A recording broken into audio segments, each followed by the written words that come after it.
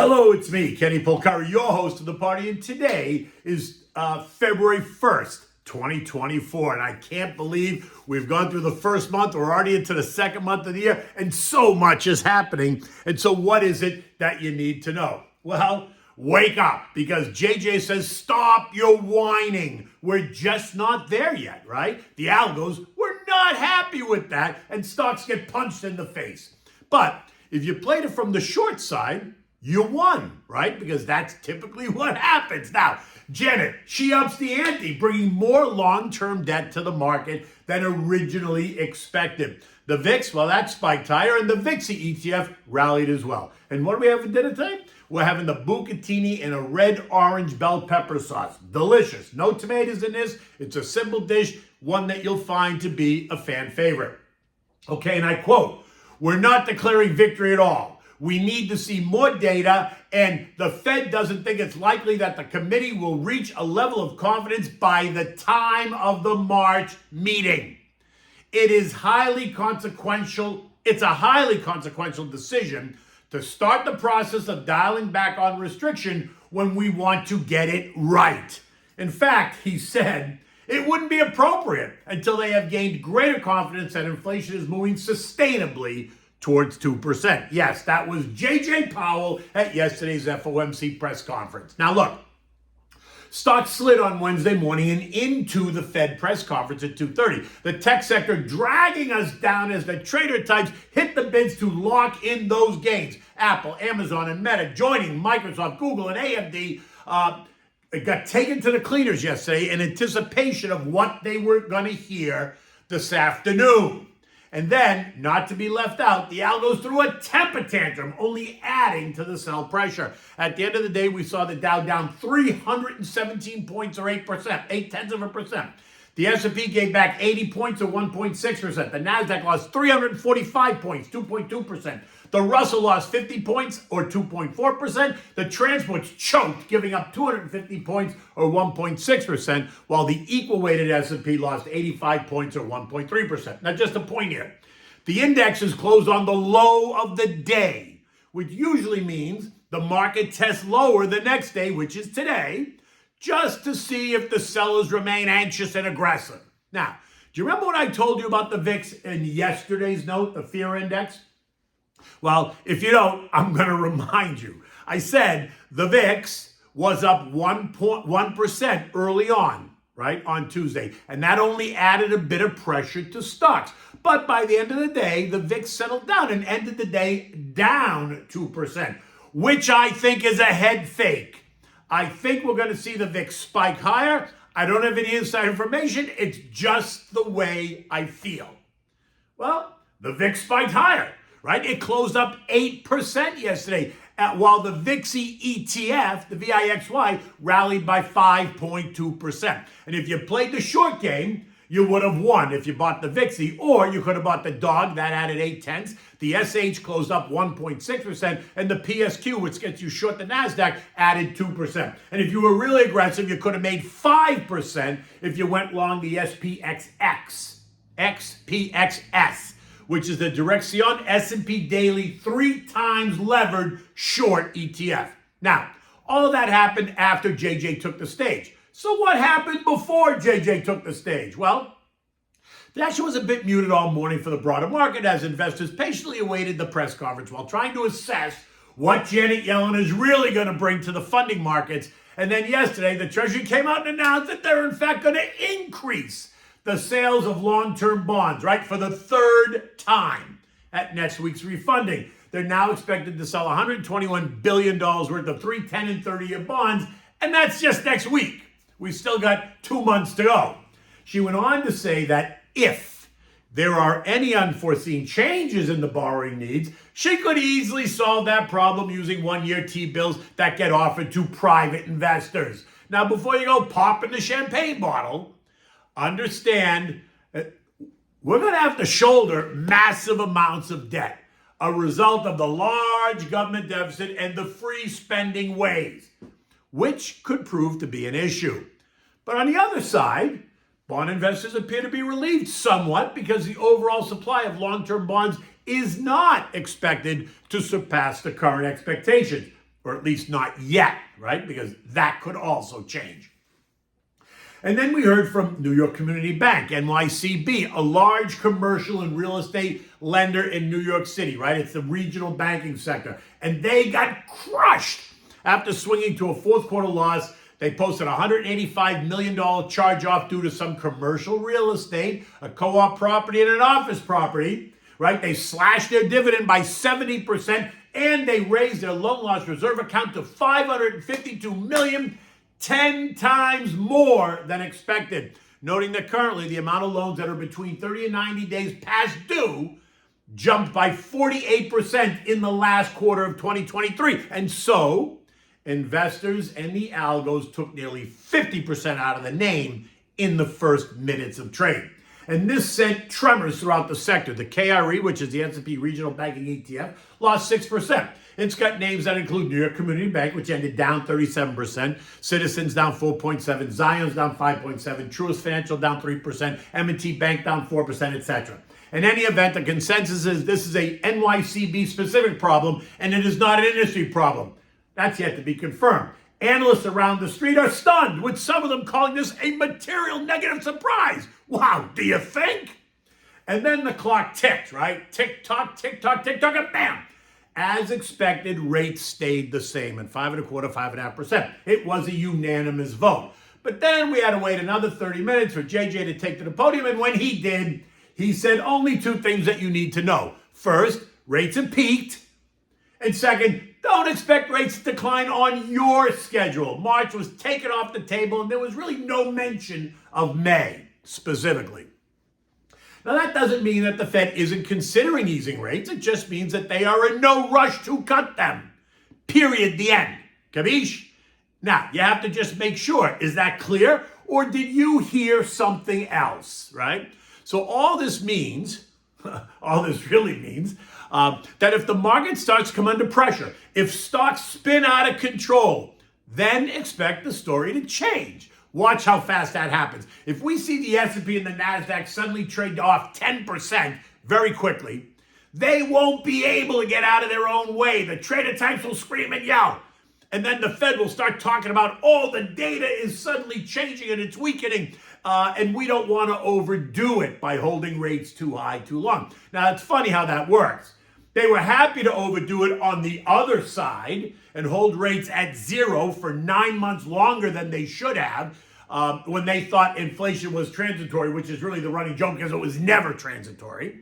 But JJ needed to keep his job at the time, so he couldn't raise rates until after his confirmation. That's exactly what happened. He was confirmed in January of 2022, and then rates started to rise in March of 22. But his confirmation process began in 2021 when inflation started to rear its ugly head.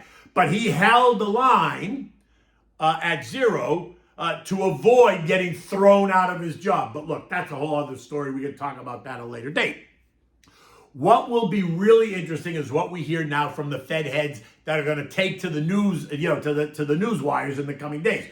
Watch what the different Fed heads say, how they, when they appear on these shows. They're trying to explain what JJ meant and what the committee is thinking. Expect to hear conflicting thoughts. And all that's going to do is create a confused narrative, resulting in the expectation that March isn't really off the table, which I think is bullshit.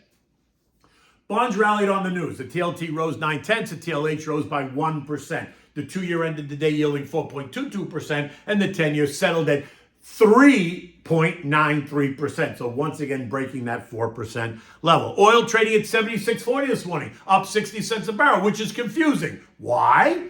Because Chinese factory activity was below expectations, and that should be an impediment to growth, suggesting weakening demand. But Beijing is stimulating their economy, so maybe it's an engine of growth for Chinese energy demand. And then you had U.S. stockpiles, which were weaker last week due to the storms raging across the country. Well, they all bounced back this week. Inventories rose by 1.2 million barrels, and production is once again kissing 13 million barrels per day. And that should put pressure on oil, right? Because they more supply. But on the other hand, the U.S. economy is strong, which would suggest an increase in demand. So pick a side and then just go for it. We remain in the $75, $80 trading range. We've been in there now for a while, and until something really significant happens, like an outbreak in the Middle East or something else, I think we'll stay there. Gold rallied yesterday, rising $24 by 11 o'clock in the morning as the speculation continued to err on the side of a rate cut in March. Remember, a rate cut is going to send the dollar lower, and that sends gold higher. But then it fell after the news that JJ was leaving rates unchanged in March. And this morning it's down again, right? It's down $20, trading at $2,048, which only puts us right where we've been, hugging the trend line, right? Leaving us in the 2030, 2100 trading range as well. U.S. stock futures this morning are struggling to pick their head up. The Dow is flat. The S&P's up 16, the Nasdaq's up 95, the Russell is up 20, and that does make some sense considering the sell-off that we saw yesterday and a little bit the day before. After the bell last night, we heard from Qualcomm, another tech name, and they beat. Surprise! Revenue's up 5% at $9.94 billion for the quarter versus the estimate of $9.5 billion. Earnings per share at $2.75, up 16% year over year. Qualcomm saw headset revenues up 16% year over year. Automotive circuits up 31%, while Internet of Things revenues fell by 32%. The CEO, Anand, says that he is extremely pleased with the results, and they took the stock down, falling 1.5% in the after-hours market, and this morning it's quoted down $2 at 146.60, 146.90. Now, we're due to get 3 more reports today after the bell: Meta, Apple, and Amazon. All 3 are quoted and trading a bit higher in the pre-market this morning. And that also makes sense since they've gotten slapped recently, right? Meta down 3%, Apple down 6%, and Amazon down 3.3% just over the last couple of days. And the beating that New York Community Bank took yesterday, well, it's recovering just a bit. It's up 4% in the pre-market. But it's leaving investors on the edge wondering if there's a smoking gun, if this is the smoking gun in the commercial real estate market. Now, overnight, that whole story ricocheted around the globe. Azora Bank in Japan, it fell 21% overnight because of its exposure to the U.S. commercial real estate market, and that only heightens the anxiety that we're going to see more of this to come. Now, just FYI, I'm in the camp that the big private equity firms are salivating over the opportunity that a fallout presents. They are raising funds to pick up all the pieces. So I'm not really concerned that this is going to create another great financial crisis. The chaos, if it happens, will be a huge opportunities for the smart money. Now, we're going to hear from 40 more S&P companies during the day today. 12 have already reported, and 10 of them have beaten the estimates. That's an 80% run rate. Eco data today includes challenging job cuts, unit labor costs expected to be up 1.2%, S&P manufacturing PMI of 50.3, which is expansionary, construction spending up 0.5%. ISM manufacturing PMI of 47.2. Now that's contractionary, so that's conflicting, right? And then total vehicle sales of 15.7 million, which should be down from 15.83 million last month. European markets are churning. UK and Spain both up by 0.2, while France, Germany, Italy, and Euro stocks are down by 0.2. Bank of England policy statement is due out, and they too are expected to not surprise, right? Holding rates steady at 5.25. In fact, that's just what they did. But like here, investors are listening and looking for hints of future rate cuts, right? Headline Eurozone inflation yesterday came in at up 2.8%, which is down from 2.9 in December, but up from 2.4 in November. Core inflation came in at plus 3.3%. The S&P closed at 48.45, down 80 points yesterday. A look at the chart is going to suggest that a move to 4,800, which is down 1% more from here, would not be out of the question. And still within the normal trading range. But if the action is going to be about the reaction to yesterday's news and the anticipation about the earnings due out after the bell. Recall what I said yesterday. Some are going to ask, is the party over? It is not. Stop the histrionics. It is not. Now, you know me. I'm a long-term investor. Yesterday's news does nothing to change my mind, only because I was not surprised. It never made sense to me that JJ was going to cut rates in March, and I've made that very clear over the last couple of months in this note. And I don't think he does it in May either. Unless, of course, we go off the rails in the next 5 weeks. Something that doesn't look like it's going to happen. As a long-term investor, you got to focus on exactly that, the long term. You have to eliminate the noise. If you want to be a day trader, then turn up the volume on the noise. In any event, I'm happy to discuss it. Feel free to call me, 212-381-6194. Okay, so what do we have for dinner tonight? We're having the Buccatini and a sweet orange red pepper sauce, right? Buccatini is like that thick pasta.